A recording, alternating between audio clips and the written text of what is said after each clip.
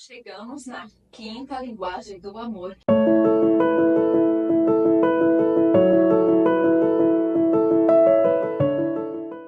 que é o toque físico. Uma história nos conta sobre o Ben e a Patty. Eles eram um casal de namorados e eles se davam muito bem. Eles moravam próximo, eles eram parecidos, tinham os mesmos valores, as famílias eram amigas e parecia que estava tudo indo bem para que eles pudessem progredir no seu relacionamento. E assim aconteceu. Eles se casaram. Logo depois que eles se casaram, o Ben recebeu uma proposta de trabalho em outra cidade e eles foram embora. E lá só eram os dois, o Ben e a Patty. E ele estava totalmente imerso no seu mundo profissional.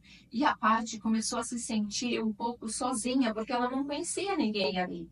E ela falou: bem, você está passando muito tempo no trabalho, aqui em casa você fica muito tempo no computador, eu estou me sentindo sozinha. E ele falou para ela: você vai ter que entender, querida, esse primeiro ano de profissão é determinante para mim, é determinante para minha carreira. Você vai ter que ter um pouco de paciência. Ela não gostou muito, mas ela decidiu que ia dar um pouco mais de espaço para ele. E aí ela começou a ter amizade com as mulheres ali do condomínio que ela morava. Então, sempre as amigas iam na casa dela, ela ia na casa das amigas, ou então elas iam dar um passeio no shopping. E muitas vezes o Ben chegava em casa e a Paty não estava. E aconteceu uma, duas, três vezes, ele começou a não gostar dessa situação. Até que um dia ele chegou e ela não estava, tinha saído com uma de suas amigas. Então ele esperou ela chegar e quando ela chegou ele falou assim: "Ó, você é uma esposa irresponsável, porque você não espera o seu marido em casa. Raramente você está aqui, quase sempre quando eu chego não tem ninguém." E ela falou assim: "Eu sou irresponsável? Você nem liga para mim. Eu nem sei que horas você vai chegar. Você nem me dá um telefonema." E o casamento estava indo de mal a pior. Os dois estavam se distanciando. E a Paty pensou: não é isso que eu quero para mim. Isso não é casamento. Então, ela começou a ler. Ler muitos livros que falavam de relacionamento, que falavam de casamento, que ela queria ter um casamento feliz. E ela lia tanto, tanto, até que ele brincava, caçoava dela e falava para ela assim: se você lesse tanto na época da universidade, você só ia tirar 10. E ela respondia para ele: eu não preciso de um 10 agora, eu estou num casamento, se eu tirar 7, já estou satisfeita. Até que de tanto ler, ela entendeu que ela estava precisando de uma ajuda profissional. E ela decidiu ir procurar um terapeuta de casal. E ela chegou para o Ben e falou assim: querido, eu vou em um terapeuta de casal. Vamos comigo? E ele respondeu: eu não preciso de um terapeuta, eu não tenho tempo para um terapeuta e eu não tenho dinheiro para um terapeuta. E ela decidiu e foi sozinha.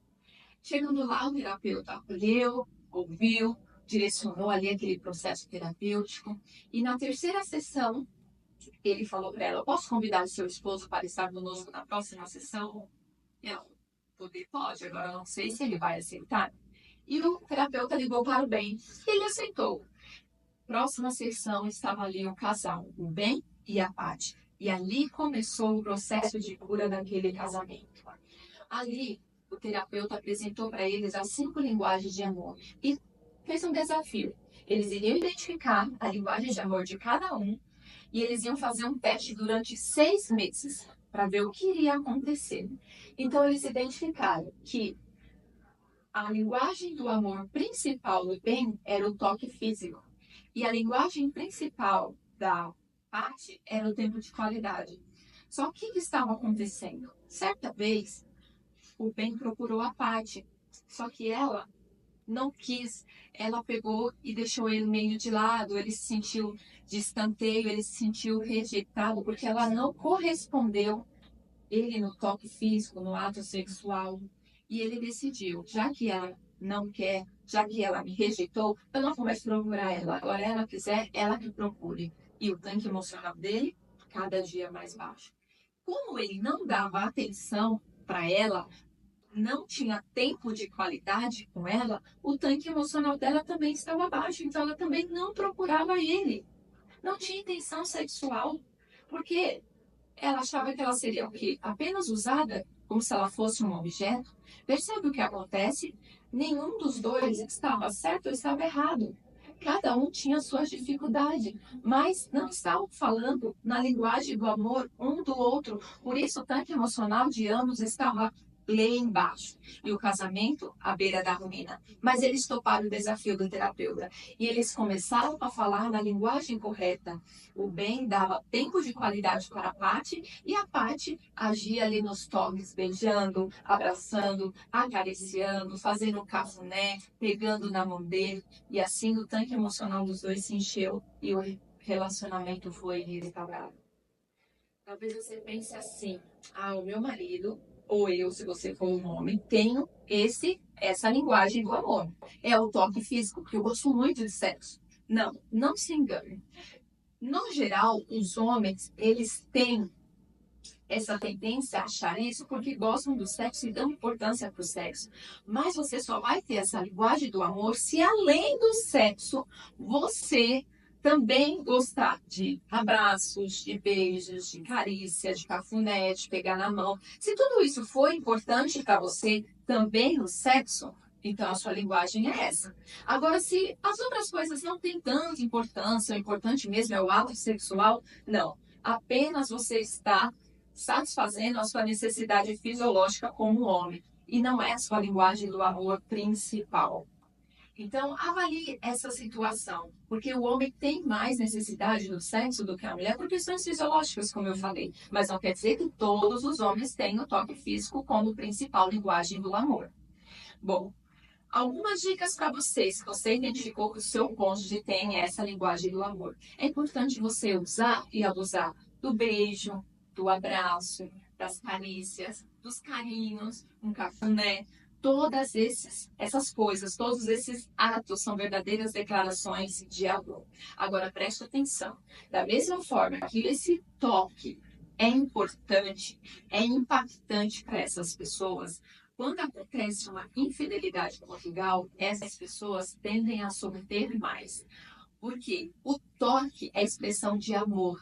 E se houve toque com outra pessoa fora da relação conjugal, significa que houve amor. Na cabeça dessas pessoas é muito mais difícil sair de uma situação de traição e restaurar. É possível? Sim, é possível restaurar o casamento, mas vai requerer sacrifício, vai requerer maturidade e muita paciência para passar por esse processo.